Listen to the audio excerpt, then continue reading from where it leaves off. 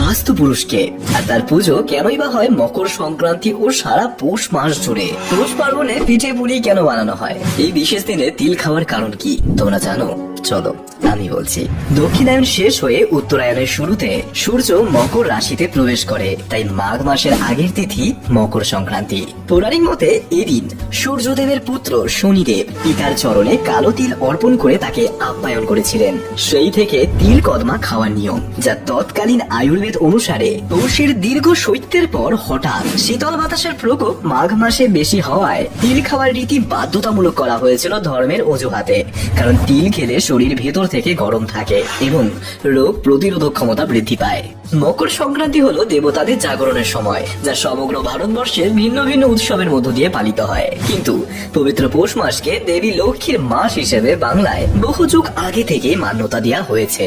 ফসল, শাকসবজি, গোলা ভরা ধান শ্রীযুক্ত প্রকৃতিরই আরেকটি রূপ। তাই সংক্রান্তি তিথিতে ধানের শীষ, মূলর ফুল ইত্যাদি একত্র করে পৌষ কুড়ানোর নিয়ম রয়েছে। পৌষ লক্ষ্মী পুজো ও নতুন চালের গুঁড়ো দিয়ে হরেক রকম মিষ্ট দ্রব্য ভোজন রসিক বাঙালির নিজস্ব সৃষ্টি। কিন্তু আমারও সেই একই প্রশ্ন, বাস্তু পুরুষ কে? পৌরাণিক কাহিনী অনুসারে মহাদেব ও জলন্ধরের মহাযুদ্ধে শিবের ঘাম থেকে সৃষ্ট হয় এক মহা অসুর। বিশাল আকায় ক্ষুধার্ত এই অসুর গ্রাস করতে উদ্যত হয় ব্রহ্মাণ্ডের সবকিছুই।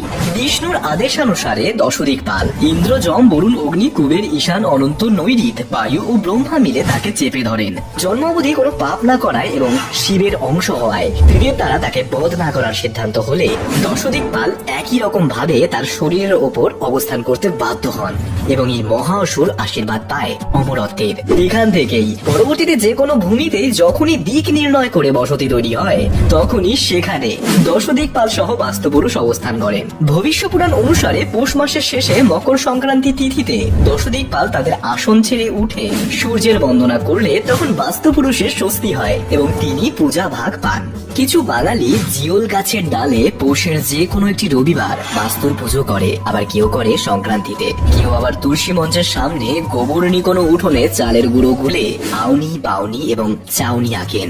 আসামে পৌষ মাসের শেষে খড়, বাঁশ ও কাঠের তৈরি মেজি জ্বালানো প্রথা দিয়ে পৌষ তাড়িয়ে মাঘ মাসকে নতুন বছরের মতো অভ্যর্থনা জানানো হয় ভোগালী বিহু উৎসবের মধ্য দিয়ে। উড়িষ্যায় চালের গুঁড়ো, কলা, দুধ, নারকেল, তিল, গুড় একত্রিত করে কাঁচা দ্রব্য নারায়ণ এবং সূর্যদেবকে নিবেদন করে মকর চাউল উৎসব পালিত হয়। কোথাও আবার কোনো বাঙালি বাস্তুপুরুষের জায়গায় করে দক্ষিণ রায়ের পুজো।